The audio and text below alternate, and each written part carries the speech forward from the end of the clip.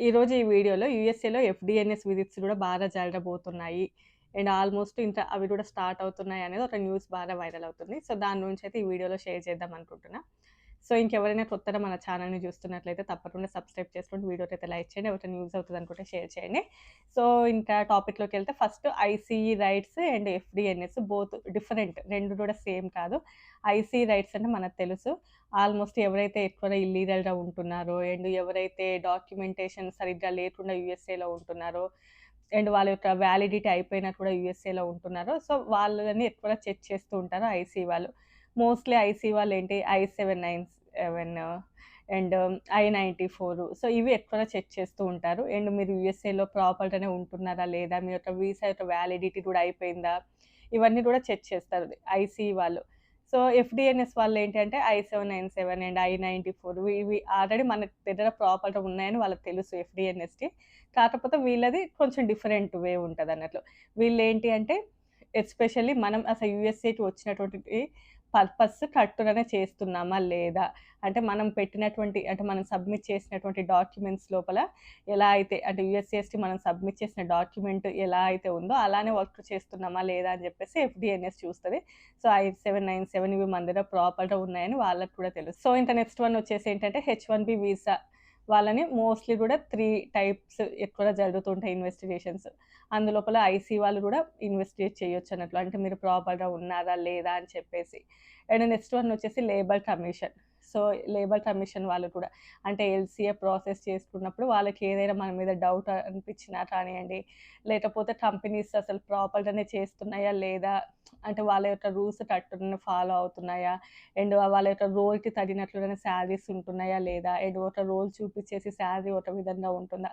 So, ఇలాంటివన్నీ కూడా LCA labour commission వాళ్ళు ఎంక్వైరీ చేస్తారు. అండ్ నెక్స్ట్ ఎఫ్‌డిఎన్ఎస్ వాళ్ళేంటి అంటే వీళ్ళు మోస్ట్‌లీ కూడా మనం యూఎస్ఏకి వచ్చినటువంటి పర్పస్ కరెక్ట్‌గానే ఉందా? అంటే మనము సబ్మిట్ చేసినటువంటి డాక్యుమెంట్స్ అన్నీ ప్రాపర్ డాక్యుమెంట్సే ఉన్నాయా? లేదా? అని చెప్పేసి.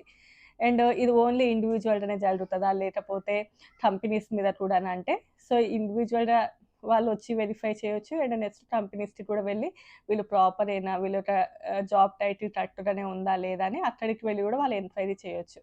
అండ్ ఇది ఓన్లీ కూడా H-1బీ వీసాకేనా అంటే H-1బీ వీసా అని ఏమి కాదు. అంటే ఎఫ్‌డిఎన్ఎస్ విజిట్ ఆల్మోస్ట్ అన్ని వీసాలకి అంటే యూఎస్ఏలో ఎవరైతే డాక్యుమెంటేషన్ పెట్టి ఉంటున్నారో ప్రతి ఒక్క వీసాలకు కూడా వర్తిస్తది. స్టూడెంట్స్‌కి అండ్ H-1 వీసాకి అండ్ L-1 వీసాకి అండ్ ప్రతి ఒక్కరికి కూడా ఇది వర్తిస్తది. అండ్ నెక్స్ట్ వన్ వచ్చేసి ఈవెన్ కన్సల్టెన్సీస్ ఏవైతే ఉన్నాయో అంటే H-1బీ కన్సల్టెన్సీస్ ఎక్కువగా అంటే ఎవ్రీ ఇయర్ కూడా చాలా వరకు పిక్ అవుతూ ఉన్నాయి వాళ్ళకి. కాకపోతే అసలు నిజంగానే వాళ్ళు క్లయింట్స్‌కి వర్క్ చేస్తున్నారా? లేకపోతే ఇవేమైనా ఫేక్ కన్సల్టెన్సీసా? ఆ ఫేక్ కన్సల్టెన్సీలలో అసలు ఎంతమందున్నారు? అసలు ఎలా రన్ అవుతున్నాయి? అండ్ వాటి గురించి కూడా ఎక్కువగా ఇవి ఇన్వెస్టిగేట్ చేస్తూ ఉంటారు. అండ్ నెక్స్ట్ వన్ వచ్చేసి ఇది ఓన్లీ ఇండివిడ్యువల్‌కియా? లేకపోతే కంపెనీస్‌కా అంటే చెప్పా కదా! సో, కంపెనీస్‌కి కూడా వెళ్లి అసలు మనము ఎలా వర్క్ చేస్తున్నాము, ప్రాపర్‌గా ఉన్నామా? లేదా? అని కూడా వాళ్ళు ఇన్వెస్టిగేట్ చేస్తూ ఉంటారు. అండ్ నెక్స్ట్ వన్ వచ్చేసి ఏంటంటే అసలు రియల్ కంపెనీసా? లేకపోతే ఏమైనా షెల్ కంపెనీస్ లాగా ఉండి ఊరికే రన్ చేస్తున్నారా? పేరుకి జస్ట్ కొన్ని ఏంటి అంటే కొన్ని కన్సల్టెన్సీస్ ఓన్లీ కూడా పేరోల్ జనరేట్ చేస్తూ అలా హెల్ప్ చేస్తూ ఉంటాయి. అలాంటివి ఏవైనా ఉన్నాయా? సో, ఇవన్నీ కూడా ఈ ఎఫ్‌డిఎన్ఎస్ విజిట్‌లో తెలుస్తాయి. అండ్ ఈ మధ్యలో ఏంటంటే చాలా వరకు కూడా ఫేక్‌గా కాల్స్ వస్తున్నాయని కూడా వింటున్నాం. అంటే యూఎస్ఏఎస్ నుంచి కాల్ చేస్తున్నాము. మీ యొక్క డీటెయిల్స్ చెప్పండి. అలాంటి ఫేక్ కాల్స్ కూడా వస్తున్నాయంట. సో, ఒకసారి జాగ్రత్తగా ఉండాలి. ఎవరు అంటే యూఎస్ఏఎస్ నుంచి కాల్ చేశామని చెప్పేసి మనకి ఇన్ఫర్మేషన్ అడగగానే ఎస్ఎస్ఎన్ ఉంటది. ఎంతో ఇన్ఫర్మేషన్ ఉంటది కాబట్టి అవన్నీ కూడా అంత ఈజీగా చెప్పొద్దు. ఫస్ట్ అసలు ఒకసారి కనుక్కోవాలి. అండ్ లేదు అనంటే ప్రతి వాళ్ళకి కూడా లా ఫార్మ్ ఉంటది కాబట్టి వన్స్ అంటే అటార్నీస్ వాళ్ళు ఉంటారు కాబట్టి వాళ్ళు వాళ్ళకి కనెక్ట్ చేయొచ్చు మీరు. సో, వాళ్ళు చూసుకుంటారని కూడా చెప్పొచ్చన్నట్లు.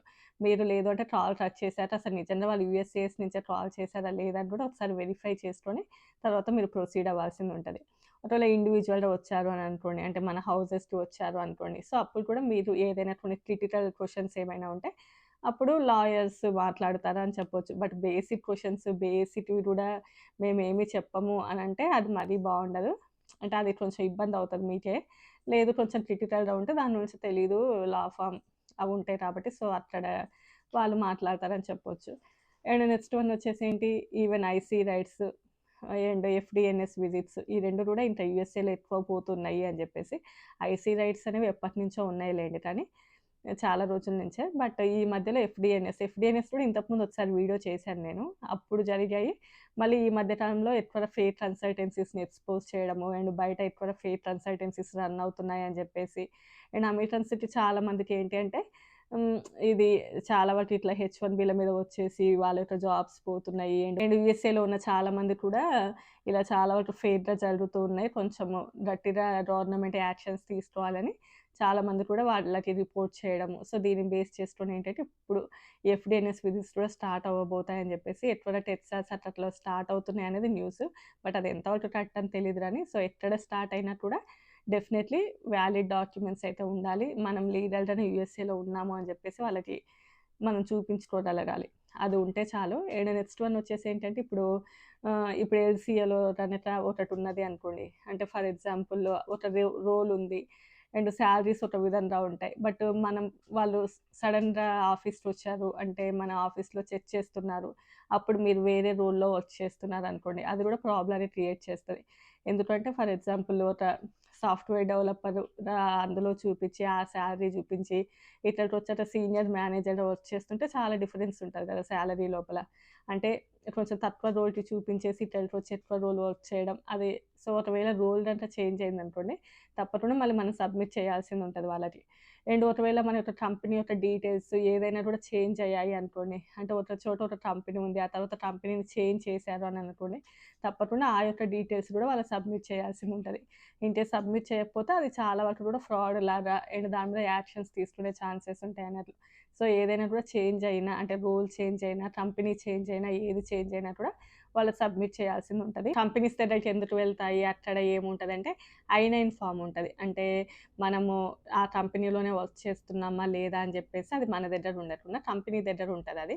సో, అక్కడికెళ్ళి వాళ్ళు చెక్ చేసుకుంటారు. ఈ పర్సన్ వాళ్ళ దగ్గరనే వర్క్ చేస్తున్నారా? లేదా? అండ్ నిజంగానే రన్ అవుతున్నారా? లేదా? అనేసి. సో, ఇలాంటివి చాలా కూడా కంపెనీస్ దగ్గర కూడా చెక్ చేసే రైట్స్ ఉంటాయి వాళ్ళకి. అండ్ వీళ్ళే గాకుండా ఇంకా డీఓజే వాళ్ళు కూడా అంటే డిపార్ట్‌మెంట్ ఆఫ్ జస్టిస్ వాళ్ళు కూడా వచ్చి మనల్ని ఇన్వెస్టిగేట్ చేసేటటువంటి రైట్స్ ఉంటాయి వాళ్ళకి కూడా. అది ఒకవేళ నెక్స్ట్ లెవెల్ అయితే కొంచెం నెక్స్ట్ వేరే లెవెల్ అయితే వాళ్ళు కూడా వచ్చేసి అందులోపల మనల్ని ఇన్వెస్టిగేట్ చేసేటటువంటి రైట్స్ ఉంటాయి. ఇంకా ఆల్మోస్ట్ ఇంతే అండి. మన దాంట్లో ఓన్లీ కూడా ఇన్ఫర్మేషన్ వీడియోసే ఉంటాయి. చాలామంది ఏంటంటే వాళ్ళు కొంచెం ఎక్కువ ఎక్స్‌పెక్ట్ చేస్తూ ఉంటారన్నట్లు. అంటే ఏదైనా ఒకవేళ హెచ్-1బీ గురించి ఏదైనా చెప్పాము అనుకోండి.